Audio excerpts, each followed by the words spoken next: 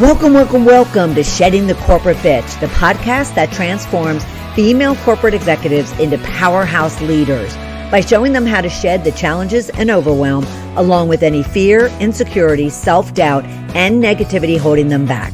I'm your host, Bernadette of Ball of Fire Coaching, bringing you powerhouse experts each week to share tips, advice, and sometimes tough love that will allow you to create the riches in your work and life you deserve. So let's do this. On a scale of 1 to 10, 10 being powerhouse strong, what level of personal accountability do you take at work and even at home? Do you confront issues head on, powerhouse, or do you skirt them off or even pass them on to someone else? Do you go face to face acknowledging a mistake, powerhouse, or do you blame someone else? Requiring accountability of yourself and those around you is absolutely critical to the success of your team, to your business, and to yourself. So today we're going to be talking about what accountability is and what it looks like. The impact of accountability, or the lack thereof, has on yourself and those around you. And lastly, we're going to talk about some key skills and traits you absolutely must work on and possess if you want to be a powerhouse leader. What is accountability? Accountability is simply taking ownership of your actions, your words, the responsibilities that you're given, and the results that you achieve, good, bad, or indifferent. Stepping up and acknowledging the pros and cons, the do's, the don'ts, the lessons learned, the best practices, the good and the bad of the outcomes that you're receiving. It's really owning what it is you're given and ensuring that whatever the outcome is, you are upfront, honest, and take accountability for it. What does it look like when it comes to being at work? Well, first off, it's owning up to your mistakes. If you fail to follow through on something, if you kind of submit a report and the data is incorrect, if you initiate a project or a task for someone and it's not done the way that they communicate it to you, accountability simply is saying, yes, I screwed up. My life isn't going to end. I have a solution to addressing it, and you move on. It could be the fact that you are insecure and don't want to acknowledge a weakness that you might have, a skill that you might be lacking.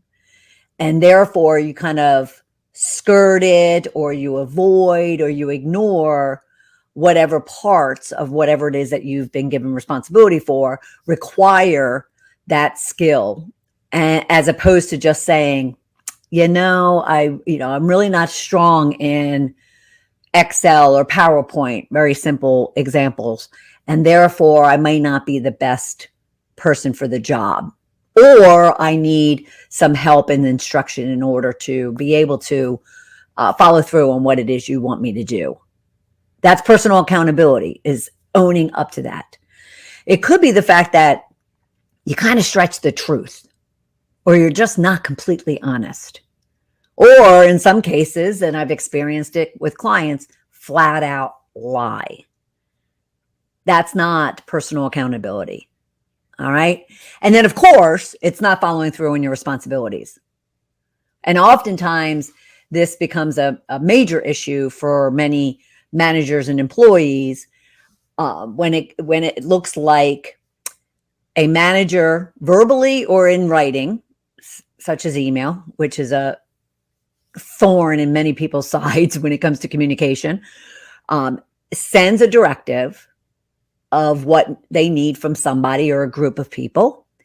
And the personal accountability can go two ways. The receiver takes that information that you provided, acts on it, delivers on it, and then you happen to say, or the sender happens to look at it and say, this isn't what I needed, I wanted, I was expecting. Well, the accountability looks like, or lack thereof, I should say, looks like the receiver, the person who was given the responsibility for that task, didn't ensure and didn't ask clarifying questions to ensure that they understand completely what it is that the sender was needing from them. And therefore came half baked in following through on that task. The sender, though, also has accountability that if they weren't clear and didn't fully explain what it was that they needed in that communication, then they actually also need to own up to taking accountability for that gap. So accountability, though, can fall one way or the other, or it can be on both sides of the equation. And it's important for people to then both acknowledge that there was a gap, that there was a misunderstanding, which is really important if you want to also kind of ensure that connection, ensure that relationship, ensure that leadership, ensure that trust, and ensure that integrity between both parties. So a lack of personal accountability can have very strong, powerful impacts on the people around you, or it could be detrimental to those around you. So again, in that situation where if neither took personal accountability and owned up to their role in that unfulfilled expectation, well, then there's a breakdown. There's a breakdown in trust. There's a breakdown in communication. There's a breakdown in reliability. There's a breakdown in that individual, in this case, the sender, being able to influence appropriately the receiver. It'll break down loyalty. It'll break down confidence in one another. So personal accountability, if someone's not capable of stepping up and acknowledging their mistakes, their weaknesses, their insecurities or fears, or they're just pure oversight, and maybe purely it was just a simple oversight, and yet they have a difficult time acknowledging that, well, it can have detrimental effects on whether or not you and them, and therefore the team and the business, will be successful. So personal accountability is absolutely critical for any leaders to really master. And I'm saying master, because keep in mind, and I use this analogy a lot with my clients, I will often tell them, I want you to think about you as the leader and your employees almost like a parent and a child. Now, I'm not a parent, though I have some four-legged children, and I have 22 nieces and nephews. But I definitely understand the dynamic. I was a child to my parents, right? So, and I see my brothers and sisters and friends with their children. And the expectation is that the parent models for that child what he or she wants from them. And that modeling could be good or it could be bad. And in the case of accountability, your people are watching you. Your people are looking to you, looking up to you to really understand how it is that they need to behave and how it is that they need to perform and how it is that they need to take accountability. So if you as the leader are not taking accountability, if you are skirting the issue or skirting the truth, or you're not taking full responsibility, or you're blaming and passing the buck, well, that's going to be reflected in your people. And so before you get mad at them for skirting the issue or blaming someone else and not owning up to their mistakes or their responsibilities or lack thereof, then you really need to sit back and say, all right, so what is it and why is it that my people are behaving in this way? And could it have, something to do with me? Because one, as the leader, the buck stops with you, right? So if you're not stepping into that and owning that, then your people are not going to be. And again, they're looking to you to really understand how it is and why it is and what it is that they need to be doing. So you need to really ensure that personal accountability is focused on a daily basis. Okay. Now, as an executive coach, I will often and spend a great deal of time actually having my clients do either one-on-one personal assessments, meaning they assess themselves. They assess themselves to gain understanding of their personality styles, of their behaviors, of their actions, of those things that motivate them, of those things that get in the way. And so it's a personal assessment. Then many of my clients will layer on 360 assessments, which then introduces, it could be their employees, their peers, their managers, their customers, their third parties, whatever the case might be. And they are then asked to assess this individual. So they both have not only their self-assessment, but they also have the perceptions and the impact, the engagement results of working with that individual. Now, in those assessments, whether it's self or a 360, personal accountability always comes up. And what it shows, at least in the assessments that I've done, and when I've looked over all of the assessments over the time that I've been doing them, I often find that just 20% of those assessments come back with personal accountability being high. And when I say high, I'm even being generous, because high is just over 50% on the scale. And so majority of individuals assess themselves, let alone others assess them, with below 50% of personal accountability.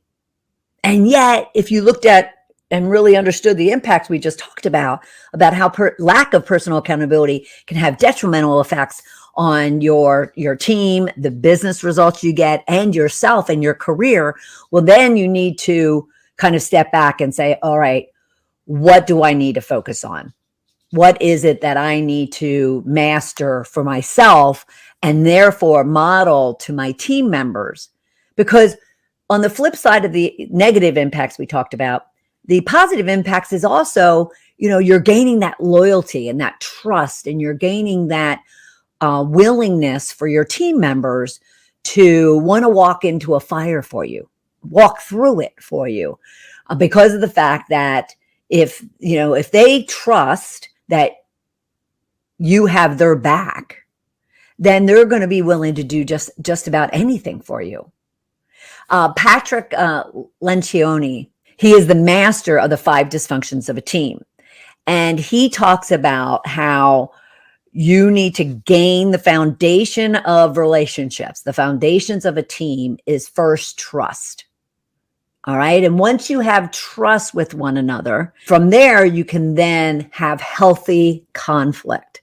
You can have those discussions that are absolutely vital and critical to a business, but yet create a lot of conflict, create a lot of confrontation, create a lot of just uncomfortable discussions and decisions that need to be made. But because your foundation is built on trust, you can have those. From there, it's once you have that trust and you are able to deal with conflict in a very healthy manner, well, then you're gaining people's buy-in or commitment.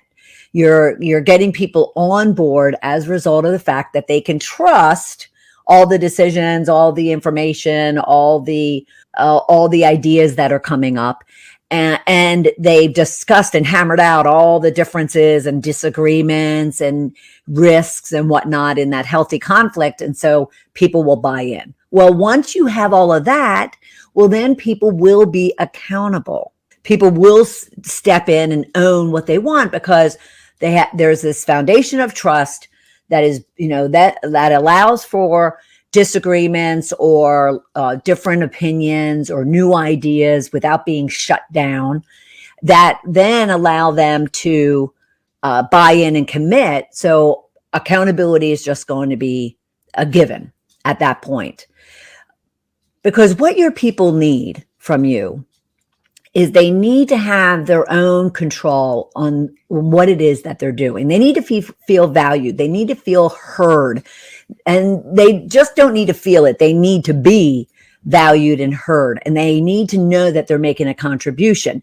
To do that, you as the leader have to give them control. You have to let go of your own desire and your own thinking that, oh, well, I can do it, better and quicker and, more efficient than other people. Well, you're in a leadership role now. Your job is to develop and bring along the people that work for you.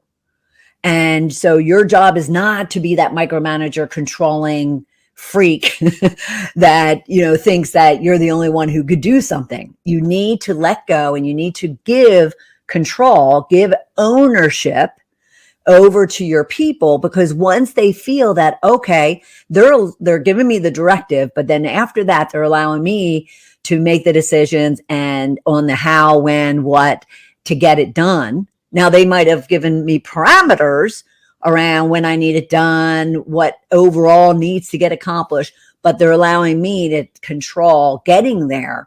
Well, the next thing you know, you're finding people that are basically saying, oh my gosh, yes, I feel very, very valued. I feel like, my expertise is being leveraged because of the fact that, they're allowing me to decide and to actually take the action and follow through, so forth and so on, to accomplish that task that was assigned. Giving just control on very simple things, let alone the big things, which you also need to do, will help you gain that trust, which leads to the healthy conflict and commitment.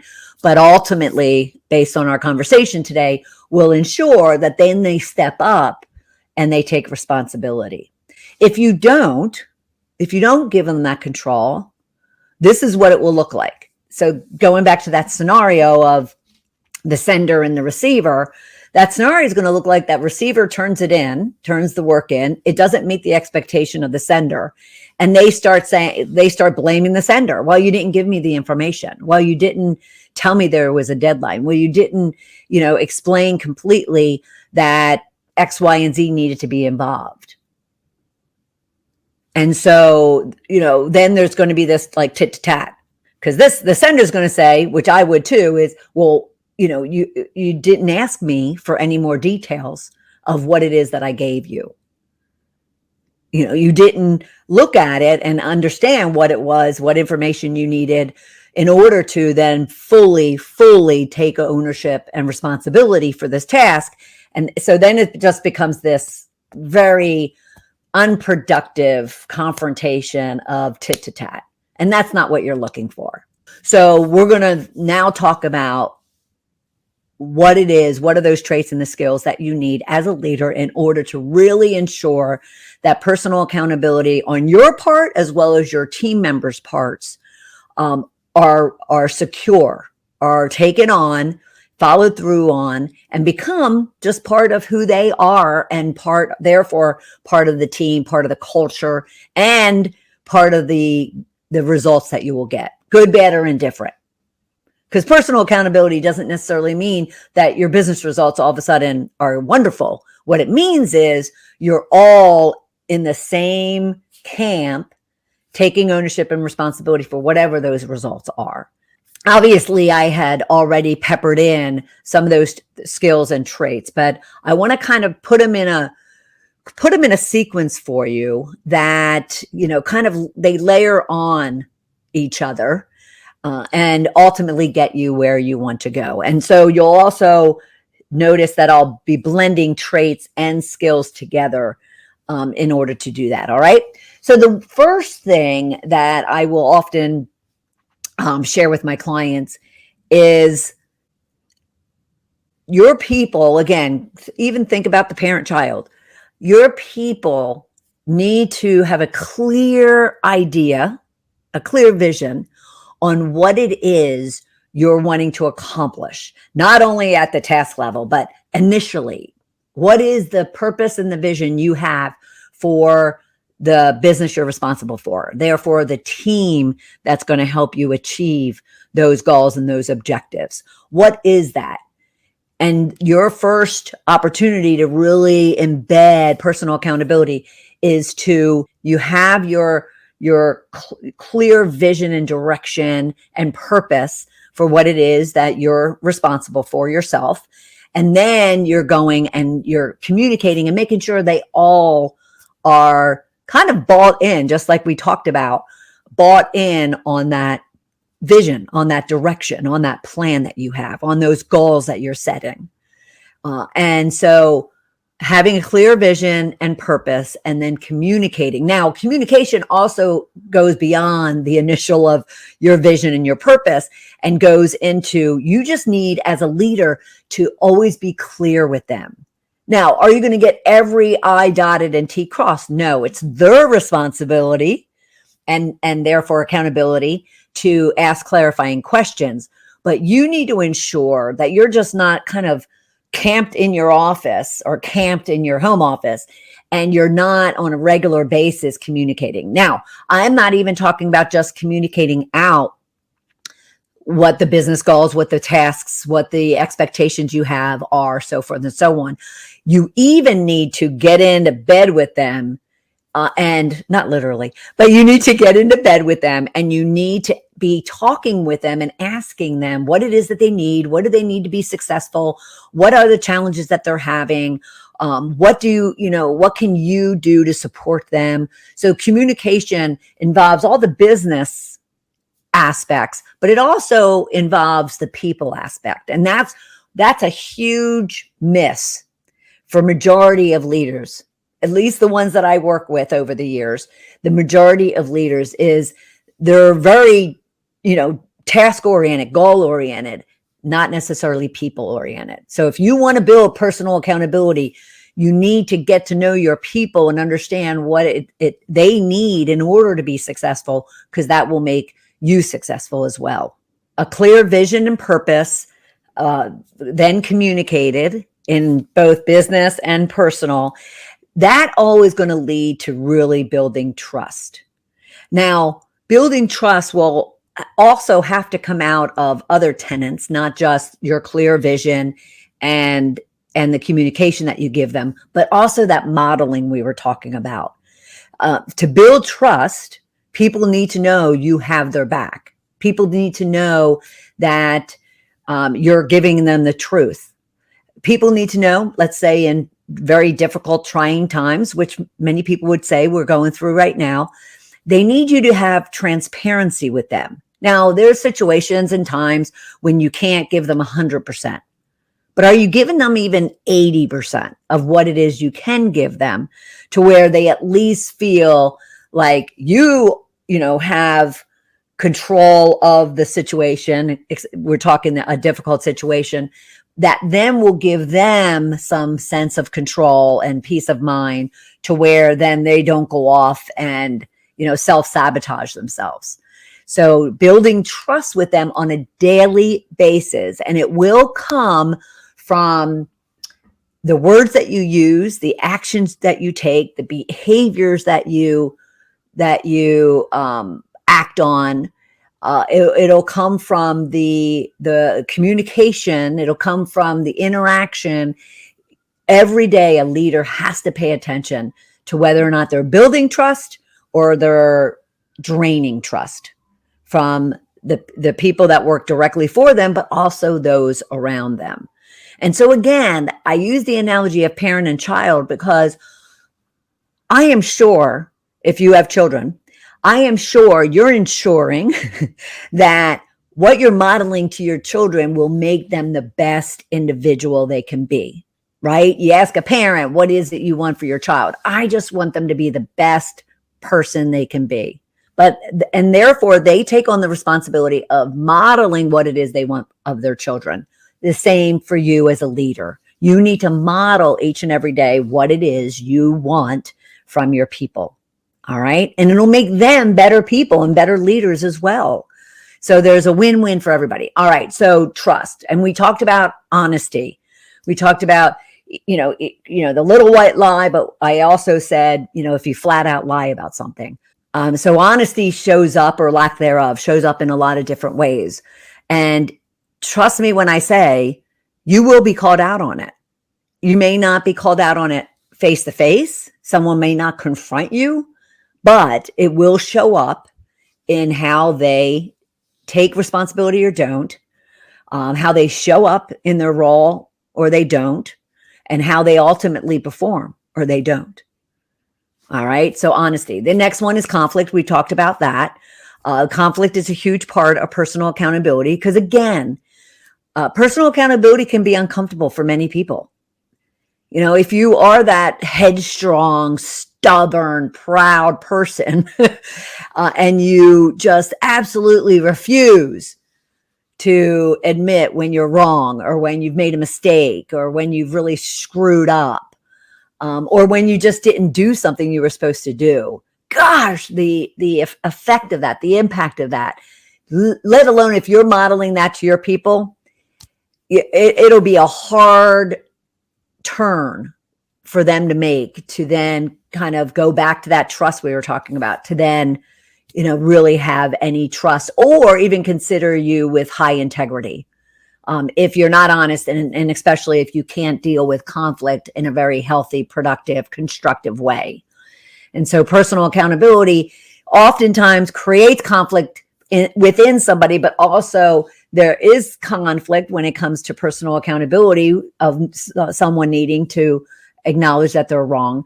But if you have the trust built, then you can work through anything that's coming out of that conflict that you have to take accountability for in a very productive way. All right. And then the next one would be that commitment we talked about. You know, if you have trust for someone, if you are building and able to have healthy conflict with them, well, then you're going to be all in. And if you're not all in, you're going to have the courage to address what it is that you feel uncomfortable about or you disagree with or you're animate about, because maybe it goes against your values and your morals. Hopefully not in a business environment. However, but the buy-in is much easier. And then, of course, results.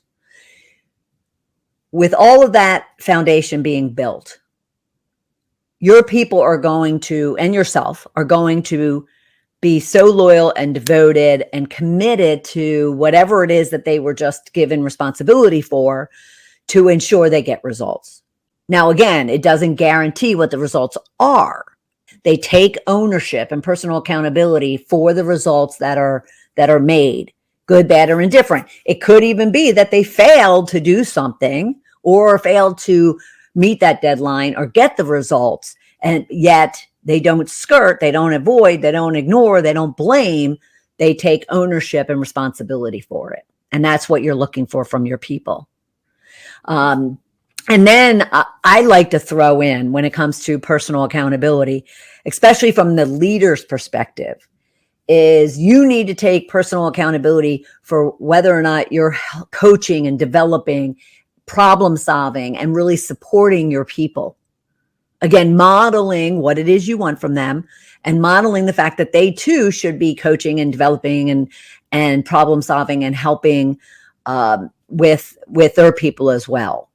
And so I like to throw that in when it comes to personal accountability, because you ultimately also are accountable, not only the business results that those people achieve, but the development of those people, the support of those people, the psychological safety of those people, the satisfaction of those people. You're responsible for, and you take ownership of that.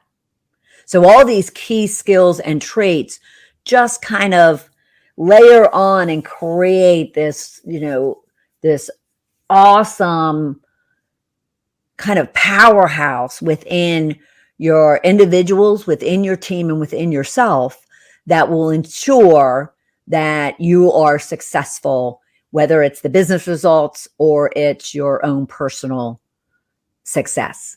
And so when you think about personal accountabilities, don't get uncomfortable about it. You're a leader. You're responsible. The buck stops with you.